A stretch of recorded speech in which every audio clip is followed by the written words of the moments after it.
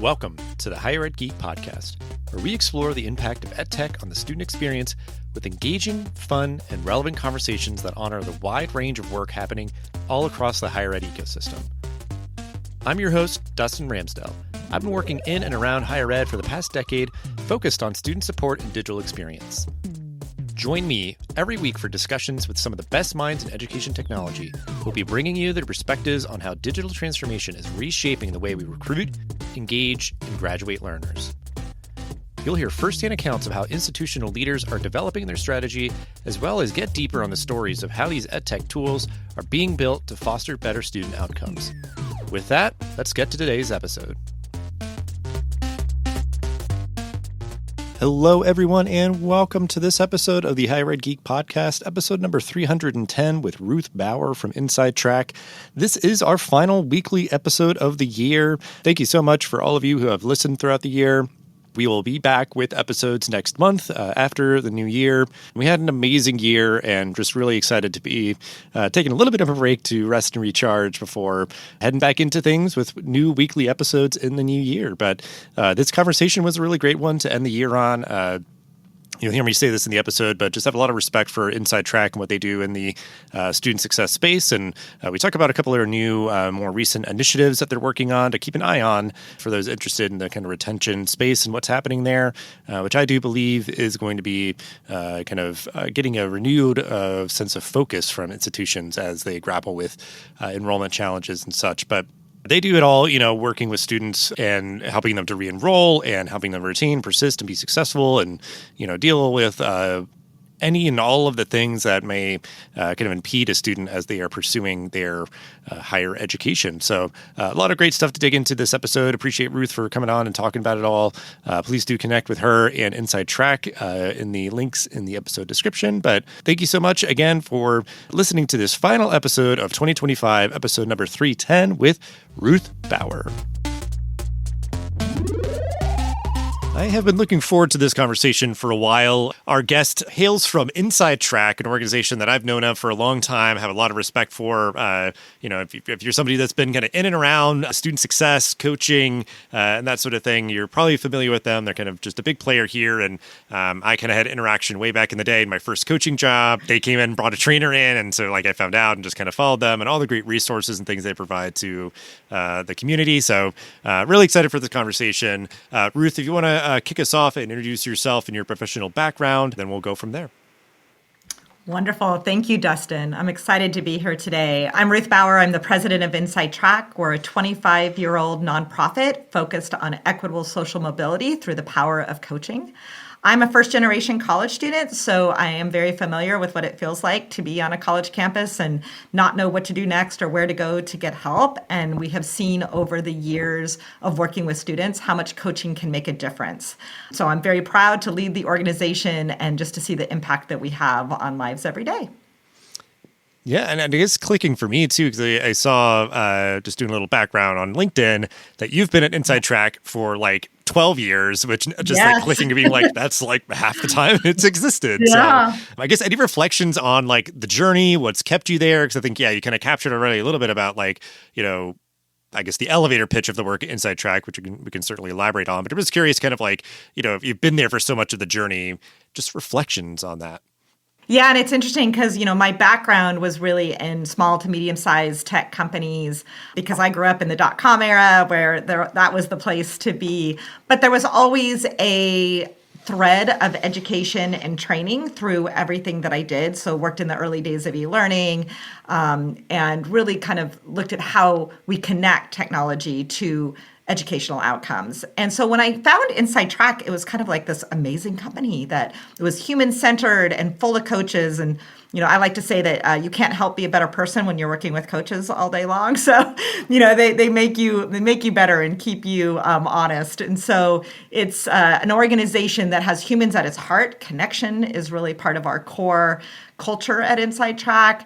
But it also leverages technology and leverages all the kind of innovations that happening in higher ed and in all learning environments. In also things like training and the way that we have so many credentials now, how can we be a part of that ecosystem of learning that assists folks in evolving and having that equitable social mobility. We do that through the power of coaching, and we use technology to support it. And so for me, I've just seen that evolve over the last 12 and a half years at InsideTrack.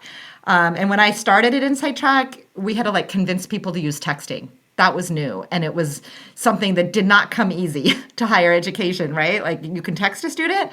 Now, of course, that's just like table stakes. Nobody questions it.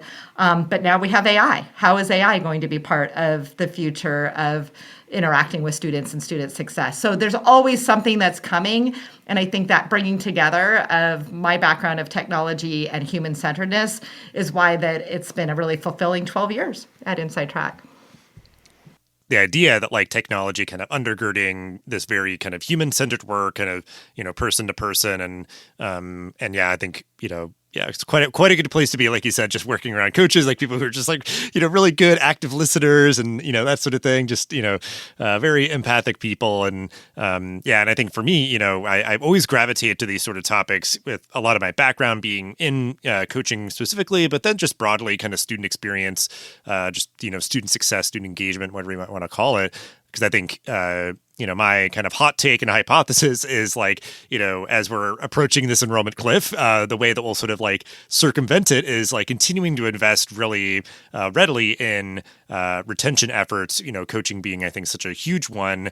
But obviously, oftentimes like coaches can only be so good in so much as you have like kind of, adaptable, flexible, and just robust resources to offer those students and things. So that's kind of my hope, I guess, is that like folks like yourself, will be hopefully kind of carrying the banner forward a bit in terms of, having done this work for a long time and leveraging technology and all of that. Like you can kind of be a model for others to follow, hopefully, as retention gets, its moment in the sun, of, exactly. It's like, hey, if we're going to, struggle on this side, it's like, maybe we just try to really, retain and engage our current students. But, so I know just to kind of get to kind of the meat of our conversation here, you all recently announced the coaching lab. So I want to let you all, I want to let you kind of speak to it in your own words. So if you can talk a bit about how that came to be and what the goals are of this initiative.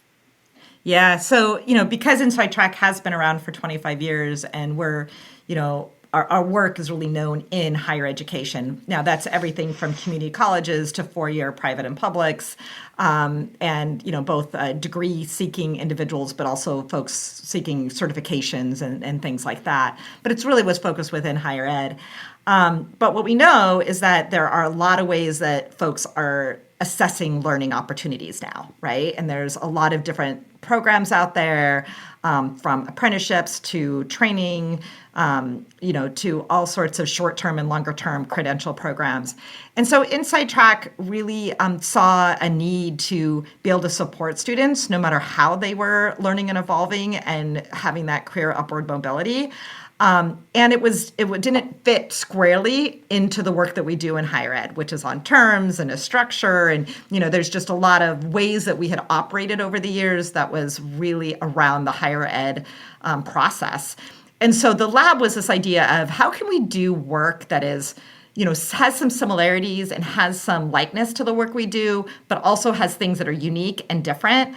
And we want to bring resources to that so that we can be innovative and we can try different things. And so this is, everything from, work we do with the National Guard in Ohio, who have educational benefits and they have coaching as part of that program, to the Youth Mental Health Corps, where you have individuals who are pursuing careers in mental health, but they're out there in projects, working in schools, working in health clinics, and they have a coach from InsideTrack because their care and their self-care is just as important as the care they're giving to the people that they work with, right? So it's a place for us to bring in new and different types of support for individuals and be able to give it the unique support it needs, both in resources and in the ways that we work with them, so that we can see the outcomes for those individuals. Yeah, that's really interesting because I think, some of the, sounds like just from the a couple of folks and organizations that you're mentioning, like, those aren't necessarily like new things. It's just the idea that like, I think there is like a big, again, sort of renewed focus on kind of student success and, the acknowledgement too of like, if you have these sort of like education as a benefit programs, like sometimes it's just sort of like, well, we've built it, they will come and they'll use it and they'll be totally successful and figure it all out on their own. And it's like, maybe not, and if it's, either like, through the organization helping you maybe choose the institution, choose the program and supporting you kind of agnostic of a lot of other things, or, just particular institutions and organizations just being like, yeah, we've got learners and they're learning with us. We just want sort of, extra scaffolding and stuff. But, that, yeah, any kind of unique lifelong learning that is happening out there increasingly does deserve, certainly. And I think that's what I also like about coaching. It's kind of like, take what you need, leave the rest, like it could be like, I want to call every week and I want it like on the schedule and I want to, have an agenda almost or something like, and other folks it's just like, I'll let you know if I need you, I'll reach out and, really appreciate you being there. But, so I guess, yeah, it's just that idea of like acknowledging that, first generation students, people who've maybe been out of school for a long time or just have a lot going on, just like, we all could use some help sometimes, and higher ed is very complicated. And like, I don't know. So I think it's just, I feel like I'm kind of waxing a little poetic here, but I think it's at least also just that you're putting the respect on this earnest endeavor that this individual is pursuing to better their lives. And it's like, we, want to do everything that we can to make sure that you're successful. And it's just something I'm always kind of heartened to see. I think the organizations, whether it is a college or university or, whatever else that are, putting in the resources for that. Cause I think it follows through on their good intentions of maybe, having that education as a benefit. Because I think we've seen just, kind of research or just like anecdotally that like a lot of people just don't use those benefits for all those sort of like kind of interceding factors and variables and things that kind of get in their way, or they just don't know how to kind of, navigate choosing the right program, choosing the right institution and that sort of thing. So, and I guess like, and I'll just kind of tee you up, I guess, to keep sort of expanding and maybe if you want to go kind of further into one of those examples that you mentioned, because it sounds like it's, maybe, modalities like, and those kind of different constituents and stuff, like what other variables, I guess, like this sort of like expanded vista that you're sort of embarking upon with this coaching lab, like what are some of those dynamics that I guess have been the things that you've sort of been able to kind of interface with that maybe you hadn't been doing, elsewhere? Yeah. Yeah. And then I'll also just add to your comments, like, everybody has a path that they are on in education and learning. And some people are on a, bumpy gravel path because life happens for all of us and things come up. And some of us have to climb over boulders and mountains, to overcome obstacles in front of them. And the thing that coaches do is whatever your obstacle is, they help you work through it, right? And they're both the cheerleader for the individual, but also the accountability partner and helping them to break those problems into small parts and figure out a plan, put it in place, and work through it. And I think that's so important because I went back for my master's as an adult, had 2 kids while I was in the program, worked full time and took classes at night. And I think of all those parents that are out there that are trying to like better their life and pass that on for their children. And it's not an easy path and they need support. And I've seen the difference in one generation that can make, and, I was surviving in college, they're thriving. So, I think coaching just can really be that integral piece that helps individuals be able to see success that might seem very hard to do on their own, right? And our programs are, I think one of the things that is really exciting about the lab, it just allows us to expand the impact that we have to individuals that are accessing our coaching in ways that they haven't before. So, the students we work with never pay for the coaching. It's always through an organization to get to that end person who is being coached. So having philanthropy support us, having organizations that see the value in coaching for these educational benefits, counties or state governments support the work that we're doing, that really has allowed us to expand who we have access to. And then also really starting to think about how can we be innovative about the ways that we engage with these individuals. Yes, we know that most powerful coaching happens when you're talking to an individual, and certainly the isolation we've all experienced, both from the outcomes of COVID as well as just technology kind of overtaking our lives and the social media that everyone's addicted to, right? How do we really, encourage that human connection and that one-on-one, conversation that I think is super helpful for anyone in a learning environment. And we also can use technology to help support individuals in unique ways. And so some of what we can do in the lab is also test some of those things out, right? And look at, what is the right timing in a coaching experience to use, an AI tool, or, when do we use texting versus emails versus, a Zoom call or video conferencing, right? There's all these different modalities and all these different ways of connecting. And individuals are different, and how they're coming to the conversation is unique. And we want to find the ways to have the most impact to those individuals and have the most flexibility to do that. All right, let's take a quick break for a word from our sponsor.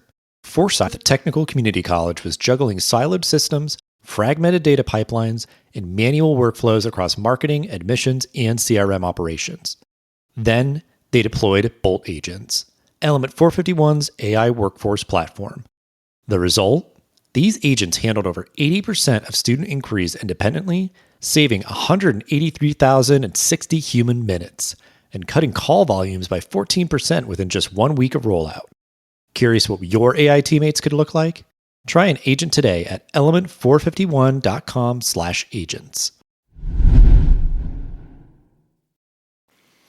Knowing that you all probably have kind of your standard package offering, and the idea that it's been kind of time tested, and I think there is kind of a classic playbook for student success coaching, and I think we've seen just a lot of good kind of outcomes from that. But I think there is a lot that's been changing in society, or certainly tools that folks can use for their work, and I think having kind of a hub that can be more flexible and dynamic versus being kind of like, well, just for one reason or another, our partnerships with X, Y, and Z or, institution, just like we're not, able, or is just not really preferred for us to be kind of like tinkering with that too much, because it's kind of just a steady rolling train of, students coming in and stuff. But because I think, it's even just like, I'd imagine, because you're mentioning like, folks who are like in the armed forces or something, if it's just sort of like a whole constituency where it's like, they might be like on deployments or, stuff gets like really catering, where like those dynamics,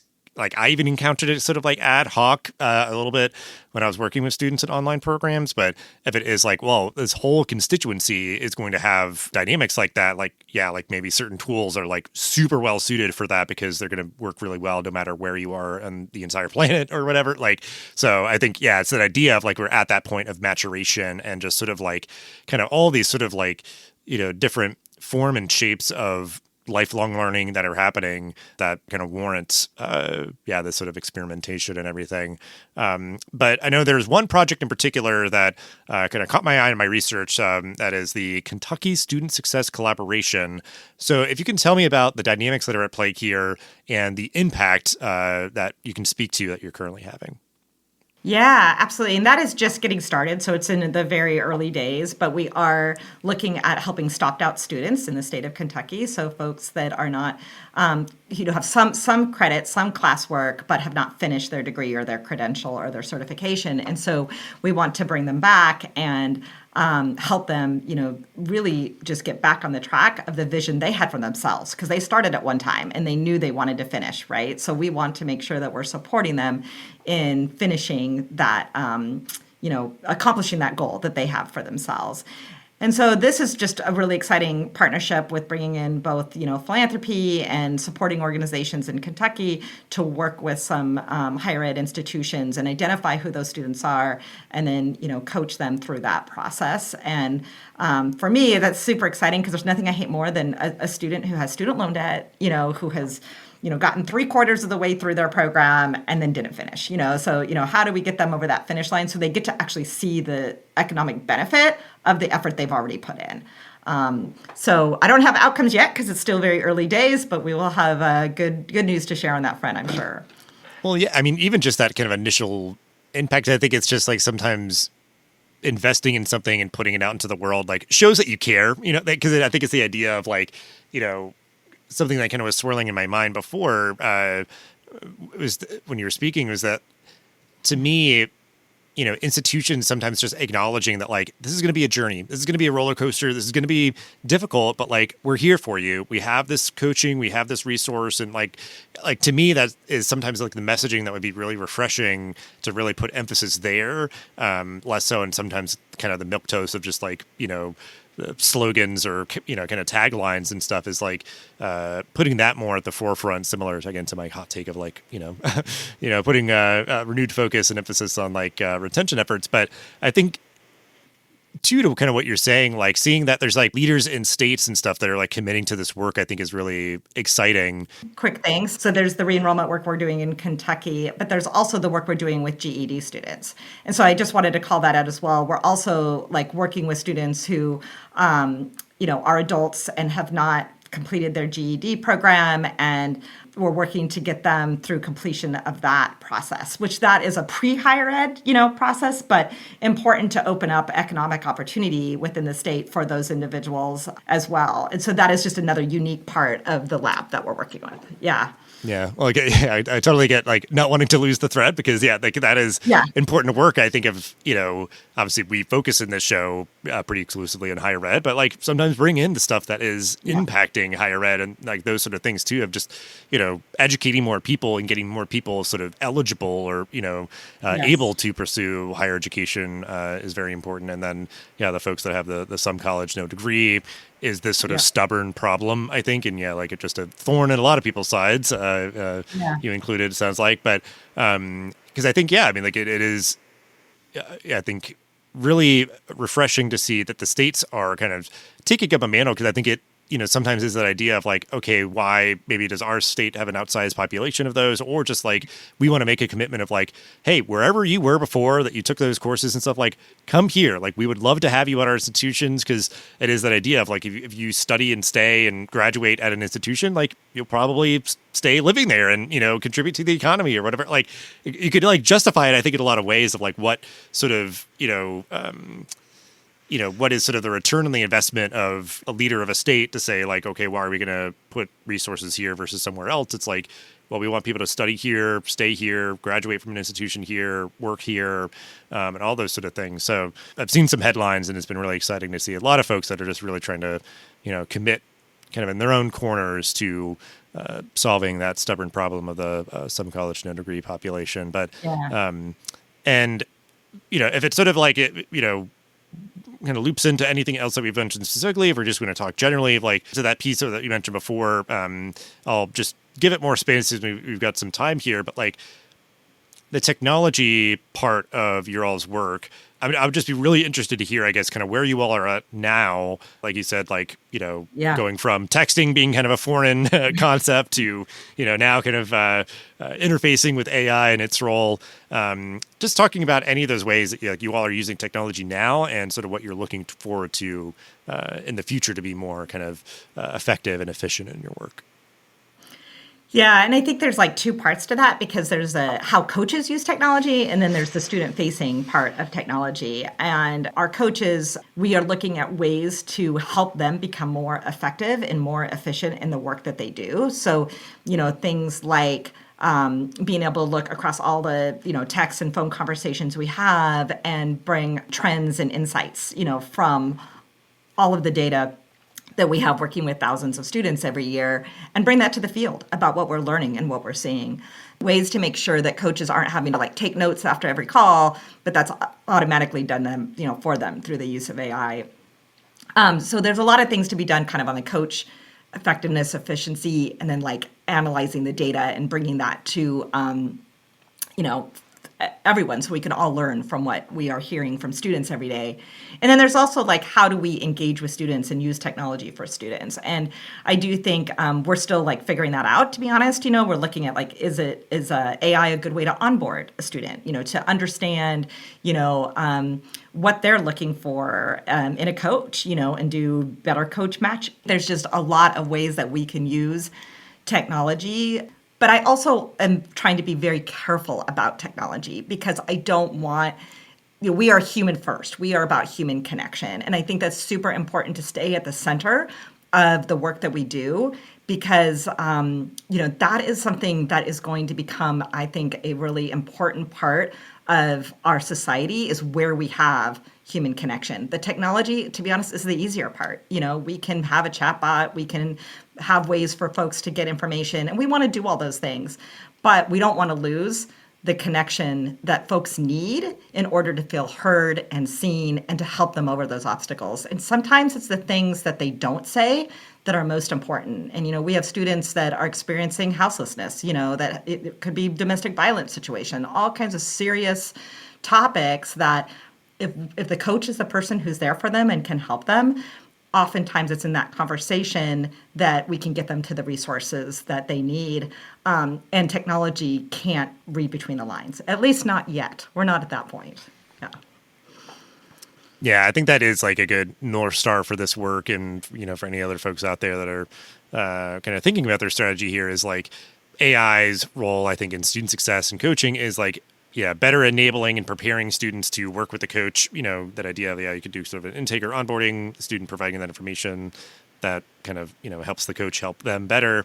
And then, just that like optimization of like, the note taking and flagging maybe behavior or something or whatever. Like, but just making sure that like we're making it easier, as easy as possible for students to connect with their coach, and for that coach to provide high quality service to that student. Because I think that's been my experience. Sometimes it's like, if you do this work with sort of like, you're rubbing two sticks together kind of thing, it is just sort of like, if I'm asking you like, hey, how's everything going or whatever else, like I kind of just have to take your word for it, because I might not be able to like verify it in any one way. But like, and then maybe you have like lagging indicators where it's like, hey, I saw that you or got a note or something that you like failed your midterm. What's going on? And what, you might be like, I've got some difficult stuff going on at home, or I just lost my job, or, whatever else. And because I think it is an idea that like you said, like, coaches can be in a place to provide really, amazing sort of resources and guidance and, support to students.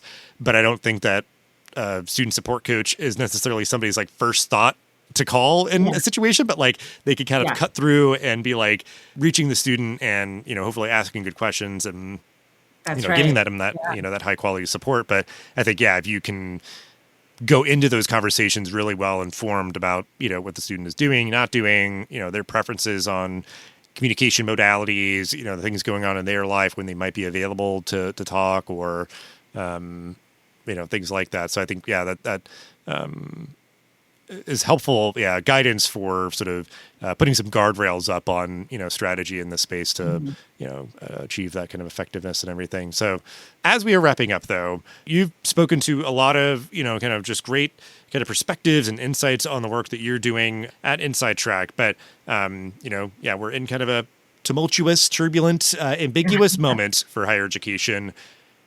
To give some folks, reassurance, and, this is our final episode of this calendar year, heading into the holidays and a new calendar year. What advice would you give to other higher ed leaders right now so they can stay motivated to keep doing this work? The need is great. We know the need is great. There is always a need to learn, to grow, and to evolve as individuals. And higher ed plays a very specific role in our society to deliver that to individuals and to their families. And I think for higher ed leaders, yes, it's a chaotic time. Boy, this has been a year, right? And it's an opportunity. From chaos comes innovation. It comes new ideas. I am really excited about the future, because I think that we are ready. We are ready to really be the support that students need, and both the 22-year-old student and the 40-year-old student who is coming back, And so there are so many times in our life where we evolve and we develop, and higher ed can be our foundation to help us take that next step so that we can see the benefits of that education for ourselves, but for our family, for our community, and for society as a whole. And I really believe that higher education is the foundation of us having great dialogue as a nation and really being able to focus on a future united together. Yeah, that is quite the rallying cry there, and I You're my best. Because it's that idea of always going to have that internal motivation, knowing that the work matters, it is impactful, it is changing people's lives. Also acknowledging that we're in a tough moment, but I think it's it's been kind of a sort of turn of phrase or sort of perspective that has been shared by many on this show of this challenge can also be the opportunity. You've got kind of constraints and just things that I think there can be this opportunity to be having a lot of creativity and sort of, imagination sort of born out of that, where, that idea that you could kind of rest on your laurels because it's just we've been here forever and we'll continue to be here forever just because, and we can just kind of keep doing what we've been doing and it'll all work out somehow. It's that obviously has been called into question or just is absolutely not the case anymore. So, again, just really understanding the importance of this work, then I think kind of begets taking on this challenge with kind of an optimistic, opportunistic kind of point of view and taking on everything, to just keep, these institutions with certainly with what you're doing, flexible, adaptable, experimenting, all those sort of things, is, just the right kind of attitude to have of, as you're kind of adapting your strategy moving forward into a strange new world. So, I appreciate you so much for all you shared with us here. And we'll have ways to connect with you and InsideTrack and all the great resources and things that you all put out in the episode description. So thank you so much for hanging out and sharing all that you did. Thank you so much, Dustin. It's great being here. Thanks for listening to the Higher Ed Geek podcast. This show is a proud member of the Enrollify network, home to Higher Ed's largest collection of podcasts. Enrollify is where higher ed goes to grow. So be sure to check out our other podcasts, webinars, video clips, blogs, and more. Visit Enrollify.org and subscribe for all the latest details and content drops directly to your inbox. Enrollify is brought to you by Element 451, the digital workforce platform for higher ed. Learn more at element451.com.